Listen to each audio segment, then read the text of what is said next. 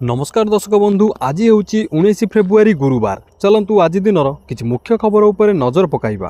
प्रथम रही अष्टम वेतन कमिशन रु बाद पड़े किए। अष्टम वेतन कमिशन गुड़िकु नहीं केंद्र सरकारी कर्मचारी मध्य आलोचना जोर धरिबा बेले एबे गुरुत्वपूर्ण तथ्य सामना को आसीछि जे एही वेतन वृद्धिर लाभ समस्त वर्ग को मिलिब नाही। बेसरकारी क्षेत्रर कर्मचारी समेत सरकारी विभाग रे चुक्तिभित्तिक किंबा आड हक आधार में कार्य करुथिबा बहु लोकंकु एही नूतन वेतन गठनर परिसररु संपूर्ण बात दिया जाई पारे बोली विशेषज्ञ माने सूचना दैछन्ति। राज्य सरकारी कर्मचारी एवं पीएसयू क्षेत्रर लोकंको पाई मध्य एहा स्वयं चालित भावे प्रযোज्य हेब नाही जे पर्यंत संपृक्त सरकार एहाकु आनुष्ठानिक भाव ग्रहण न करंती। परवर्ती खबर पैन कार्ड नियम रे बड़ परिवर्तन।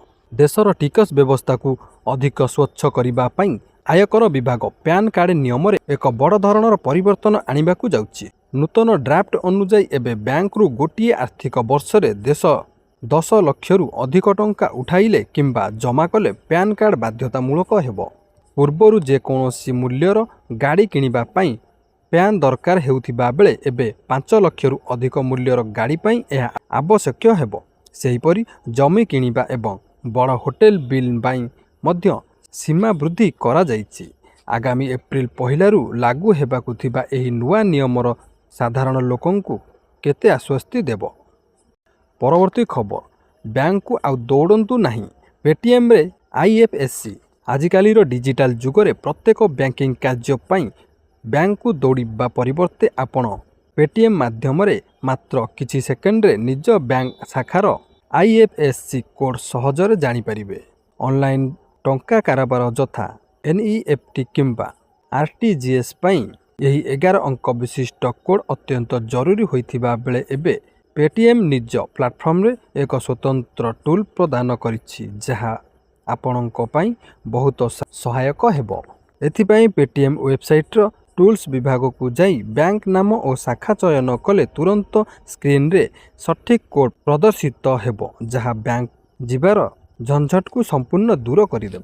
यह द्वारा घरे बसी निजर समस्त गुरुत्वपूर्ण बैंकिंग कार्य सहजरे संपादन करा जाई परिबो। परवर्ती खबर एआई करिबो भारत को ज्ञानर महाशक्ति। भारत आज विश्वर एक प्रमुख वैश्विक शक्ति भावे उभा होइथिबा बेले एआई एही यात्रा रे एक नूतन अध्याय जोड़िबाकु जाउछि बोली इंडिया एआई इम्पैक्ट समिट 2026 रे कहिसंती केंद्र शिक्षा मंत्री धर्मेंद्र प्रधान। भारत सरकारक शिक्षा मंत्रालय पक्षरु दिल्लीर भारत मंडपम ठारे shaping the frontier of AI in India शीर्षक स्वतंत्र अधिवेशन को संबोधित करी केंद्र शिक्षा मंत्री एहाकु कहिसंती। से कहिसंती जे एही सम्मिलनी हेउची प्रधानमंत्री नरेंद्र मोदी एक दूरदर्शी पदक्षेप। परवर्ती खबर महिला गणदुष्कर्म ओडिया हत्या 3 जन को मृत्युदंड। 2 महिला घोषाड़ी नहीं दुष्कर्म करिले 3 जन युवक जनक पर जड़े महिला करथिले दुष्कर्म जड़े ओडिया अति निर्मम भाव में हत्या कले। एबे मिलिबो 3 जन को मृत्युदंड। फांसी खुंटरे झुलिबे 3 जन ओडिया हत्या सह 2 जन महिला करथिले गणदुष्कर्म। कोर्ट देले मृत्युदंडर राय। काल कोठरी भितरे एबे मृत्यु को नहीं दिन गणुछि 3 पिशाच।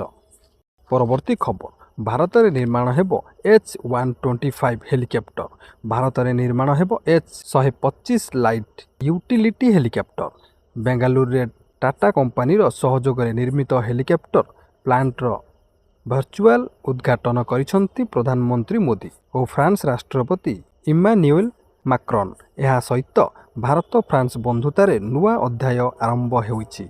3 दिनिया भारत गस्तरे थिबा फ्रांस राष्ट्रपति इमानुएल मैक्रोन को आज मुंबई रे लोक भवन रे भव्य स्वागत करथिले प्रधानमंत्री नरेंद्र मोदी। केवल कूटनैतिक संपर्क नुहे बरं प्रतिरक्षा क्षेत्र में मध्य 2 राष्ट्र नेतांक मध्य सहमति प्रकाश पाइछि। जदि आपणकर राशन कार्ड अच्छी तेबे 28 फेब्रुआरी 2026 शेष तारीख आपणक पई बहुत गुरुत्वपूर्ण।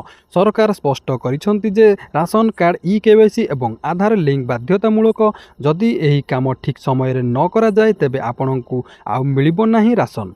यार अर्थ हेउची जदि आपण 28 फेब्रुआरी सुद्धा आपणकर KYC पूर्ण न करती तेबे 28 फेब्रुआरी परे आपण सरकारंक मागणा राशन पाइबे नाही।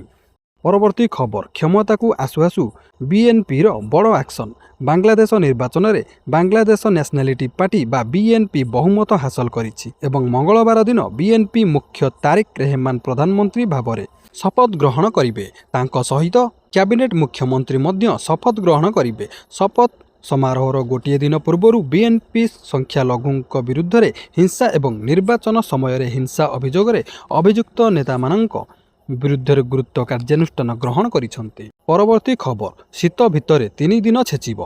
देशर अधिकांश स्थान में पाग द्रुत गति परिवर्तन हेउची। फेब्रुआरी मासरे अनेक राज्य में मार्च परी गरम अनुभूत हेउची। तापमात्रा क्रमागत भाव में वृद्धि पाउची किंतु वर्षार एक पर्याय मध्य आरंभ हेबाकु जाउछि। भारतीय पाणीपाग विभाग IMD फेब्रुआरी 17, 18 एवं 19 तारिख में 10टी राज्य में वर्षा हेबो बोली पूर्वानुमान करिछि। पाणीपाग विभाग अनुଯାयी नूतन पश्चिमी विस्तार जोगु फेब्रुआरी 17 एवं 18, 2026 रे पश्चिम हिमाचल अंचल एवं उच्च स्थान में हालुका मध्यम वर्षा एवं तुषारपात हेबार संभावना रहिछि। एही दिन खाता को आसिबो सुभद्रार चतुर्थ किस्ती। कोटिए महिला पाइबे 5000 लेखाए। महिलांको पई आसिला खुशी खबर। पुणी थरे महिलांको खाता को आसिबो टंका माने सुभद्रार चतुर्थ किस्ती आसिबा नै सूचना दैछंती उपमुख्यमंत्री प्रभाती परिडा। अपेक्षा हेला अपेक्षार अंत घोषणा कले सरकार। एही दिन खाता को आसिबो टंका। एकाथरे कोटिए लोकंको खाता को टंका पठाइबे सरकार। मार्च 8 अंतर्जातीय महिला दिवस रे मिलिबो सुभद्रार चतुर्थ किस्ती। कोटिए महिलांको खाता को एकाथरे 5000 लेखाए टंका पठाइबे राज्य सरकार। एने घोषणा करिसंती उपमुख्यमंत्री प्रभाती परिडा। CBSE 10म और द्वादश श्रेणी परीक्षा निर्धारित समय रे परीक्षा केन्द्र को आसिबा पई डेडलाइन स्थिर कला CBSE। आजिठारु आरंभ हेबाकु जाउची CBSE द्वादश और 10म श्रेणीर परीक्षा। निर्धारित समय रे परीक्षा केन्द्र को आसिबा पई डेडलाइन स्थिर कला CBSE। परीक्षा सकाळ 10:30 रे आरंभ हेबो हेले 10टा सुद्धा परीक्षा केन्द्र रे पहुँचवाकू छात्र छात्री को निर्देश जारी करिछि CBSE। पूरा देश रे एवं बाहर 46 लाख पिला चलित थर परीक्षा देइछंती। परीक्षा सेंटर रे सकाळ 10टा सुद्धा पहुँचवाकू सचेतन करा जाइछि। घरु निज परीक्षा सेंटर रूट चार्ट पूर्वरु प्रस्तुत करिनेबा उचित बोली दर्शाइछंती। सेपटे परीक्षा पूर्वरु थरे निज सेंटर दूरता विषय रे अवगत होई जिबाकू निर्देश दैछि CBSE। परवर्ती खबर बार मालिक सावधान एक्शन मोड रे अबकारी विभाग। राजधानीर सबु बार उपरे हेबो रेड। राजधानी रे विलंबित रात्रि जाए खोलुथिबा बार मानकरे उपरे कड़ा अभिमुख्य ग्रहण करिबो अबकारी विभाग। एबे एक्शन मोड रे अबकारी विभाग आउ चलिबनी बार मानकरे नियोजित थिबा बाउंसर मानक दादागिरी। परवर्ती खबर रासायनिक कारखाना रे भयंकर विस्फोरण 8 जीवंत दग्ध। भयंकर विस्फोरण घटिछि। राजस्थान भिवाडी रे एक रासायनिक कारखाना रे एक बड़ विस्फोरण घटी भयंकर अग्निकांड होइछि। अध डजन दमकल गाड़ी घटनास्थल रे पहुंची निया को आयत्त करने प्रयास आरंभ करथिले। सेतेबेलकू निया आरे 8 जन फसी जाइथिले। अग्निशम बाहिनीर कर्मचारी माने समय मध्य लोकंकु उद्धार करिबारे विफल होइथिले एवं 8 जन नियारे जीवंत दग्ध होई जाइथिले। परवर्ती खबर आजिठारु ओडिशा विधानसभार बजेट अधिवेशन 3 लाख कोटी टपिबो बजेट। आजिठारु ओडिशा विधानसभार बजेट अधिवेशन सुरुखुरुरे विधानसभा चलाइबा पाई बसिला सर्वदलीय बैठक। बाचस्पति सुरुमा पाढ़ीଙ୍କ अध्यक्षतार बसिला बैठक। विधानसभा को सुरुखुरुरे चलाइबा पाई उभय शासक और विरोधी दल विधायकों सहयोग लोड़िछंती बाचस्पति सुरुमा पाढ़ी। 20 तारिख में बजेट आगत करिवे मुख्यमंत्री। 3 लाख कोटी टंका टपिबो बजेट। परवर्ती खबर एकाम्र क्षेत्र पाई मुख्यमंत्री को बड़ घोषणा 330 कोटी टंकार एकाम्र क्षेत्रर विकास कराजिबो। महाशिवरात्रि उत्सव में प्रभु लिंगराजंक दर्शन करी राज्यवासी मंगल कामना कले मुख्यमंत्री मोहन चरण माझी। 330 कोटी टंका विनियोग में एकाम्र क्षेत्रर विकास हेबो कहिले मुख्यमंत्री। से कहचंत्री श्रीक्षेत्र पुरी अर्क क्षेत्र कोणार्क और एकाम्र क्षेत्र सहित राज्यर विभिन्न आध्यात्मिक पर्यटन केन्द्र मानक उन्नति पाई लक्ष्य निर्धारित होइछि। एकाम्र क्षेत्रर विकास और ସୌନ୍ଦର୍ଯ୍ୟକରଣ ପାଇଁ ପ୍ରଥମ ପର୍ଯ୍ୟାୟରେ 180 କୋଟି ଟଙ୍କାର କାମ ଖୁବ୍ ଶୀଘ୍ର ଆରମ୍ଭ ହେବାକୁ ଯାଉଛି। ଦ୍ୱିତୀୟ ପର୍ଯ୍ୟାୟରେ 150 କୋଟି ଟଙ୍କା ବିନିଯୋଗରେ ବିନ୍ଦୁସାଗର ପାରିପାର୍ଶ୍ୱିକ ବିକାଶ କାମ ସହିତ ଏକ ଇଣ୍ଟରପ୍ରିଟେସନ୍ ସେଣ୍ଟର ପ୍ରତିଷ୍ଠା ହେବ। ସମୁଦାୟ 330 କୋଟି ଟଙ୍କା ବିନିଯୋଗରେ ଏକାମ୍ର କ୍ଷେତ୍ରର ବିକାଶ କରାଯିବ, କହିଛନ୍ତି ମୁଖ୍ୟମନ୍ତ୍ରୀ ମୋହନ ଚରଣ ମାଝୀ। ପରବର୍ତ୍ତୀ ଖବର, ଆଜିଠାରୁ ଦୁନିଆର ସବୁଠାରୁ ଗୁରୁତ୍ୱପୂର୍ଣ୍ଣ ଏଆଇ ଇମ୍ପ୍ୟାକ୍ଟ ସମ୍ମିଳନୀ। ଏଆଇ ଇମ୍ପ୍ୟାକ୍ଟ ସମ୍ମିଳନୀକୁ ନେଇ ପ୍ରଧାନମନ୍ତ୍ରୀ ନରେନ୍ଦ୍ର ମୋଦିଙ୍କ ପୋଷ୍ଟ। ଏହି ସମ୍ମିଳନୀ ଯୁବକଙ୍କ ସାମର୍ଥ୍ୟକୁ ଦର୍ଶାଉଛି। ଏହି ଏଆଇ ଇମ୍ପ୍ୟାକ୍ଟ ସମ୍ମିଳନୀ ପାଇଁ ସମଗ୍ର ବିଶ୍ୱରୁ ଲୋକ ଭାରତକୁ ଆସୁଛନ୍ତି। ଏହା ଆମ ପାଇଁ ଅତ୍ୟନ୍ତ ଗର୍ବର ବିଷୟ ବୋଲି ସୋସିଆଲ ମିଡ଼ିଆରେ ପୋଷ୍ଟ କରିଛନ୍ତି ପ୍ରଧାନମନ୍ତ୍ରୀ ନରେନ୍ଦ୍ର ମୋଦି। ପରବର୍ତ୍ତୀ ଖବର, 38ଟି ଦେଶ ସହିତ ମୁକ୍ତ ବାଣିଜ୍ୟ ଚୁକ୍ତିକୁ ନେଇ କ'ଣ ହୋଇଛି ଆଲୋଚନା? ଗଣମାଧ୍ୟମରେ ଉତ୍ତର ରଖିଲେ ପ୍ରଧାନମନ୍ତ୍ରୀ। କେନ୍ଦ୍ରୀୟ ବଜେଟ୍ ଆମେରିକା ଏବଂ ୟୁରୋପୀୟ ୟୁନିୟନ ସହିତ ଟ୍ରେଡ୍ ଡିଲ୍ ପରେ ପ୍ରଧାନମନ୍ତ୍ରୀ ନରେନ୍ଦ୍ର ମୋଦି ଗଣମାଧ୍ୟମକୁ ତାଙ୍କର ପ୍ରଥମ ସାକ୍ଷାତକାର ଦେଇଛନ୍ତି।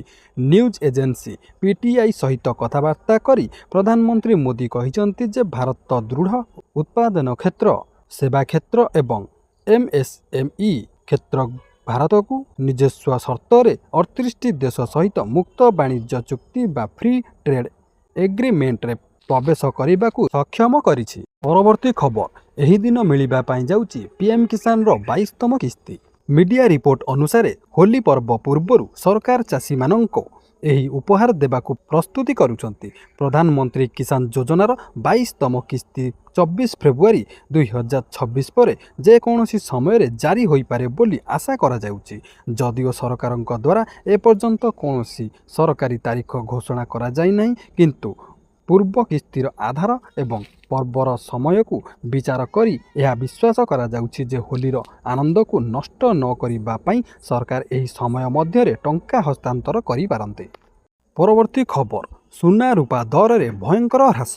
ଆନ୍ତର୍ଜାତୀୟ ବଜାରରେ ଡଲାରର ମଜବୁତ ସ୍ଥିତି ଏବଂ ମୁନାଫାଖୋରି ଯୋଗୁଁ ଘରୋଇ ବଜାରରେ ସୁନା ଓ ରୂପା ଦରରେ ଏକ ବଡ଼ ଧରଣର ହ୍ରାସ ପରିଲକ୍ଷିତ ହୋଇଛି। ଏମ୍ସିଏକ୍ସ ବଜାରରେ ସୁନା ପ୍ରତି 10 ଗ୍ରାମ ପିଛା ପ୍ରାୟ 1334 ଟଙ୍କା କମି 1,54,000 ପାଖାପାଖି ପହଞ୍ଚିଥିବା ବେଳେ ରୂପା ମୂଲ୍ୟରେ ପ୍ରାୟ 7,162 ଟଙ୍କାର ଏକ ବିଶାଳ ପତନ ଘଟିଛି।